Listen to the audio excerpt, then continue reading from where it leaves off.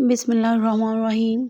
तो मूलियाँ माशाल्लाह से बहुत अच्छी-अच्छी बाज़ार में आ चुकी हैं और आज हम इससे बनाएँगे मूली वाले पराठे। मूलियों को कश करेंगे, धनिया ऐड करेंगे, पुदीना ऐड करेंगे, हरी मिर्ची ऐड करेंगे, धनिया पाउडर ऐड करेंगे, ज़ीरा पाउडर ऐड करेंगे, चाट मसाला ऐड करेंगे, कुटी मिर्ची ऐड करेंगे, हल्दी ऐड करेंगे और जी हम इन्हें मिक्स करेंगे और इसमें हम ऐड करेंगे नमक और छुटकू-छुटकू से प्यारे-प्यारे से हम पेड़े बनाएँगे। इनको बेल के इनमें हम स्टफ़िंग डाल देंगे।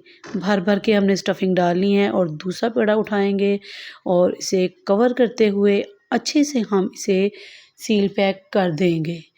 बिल्कुल इस तरह और हल्के हाथों से हमने रोटी को बेलना है, लेकिन रोटी हमारी फटेगी क्योंकि हमने स्टफ़िंग बहुत ज़्यादा ऐड की है। ऑयल ऐड करेंगे और इसे दोनों तरफ से सेकते हुए प्यारा सा कलर आने तक पकाएँगे और पराठे माशाल्लाह से हमारे हरे-भरे से लोडेड पराठे बनके रेडी हैं।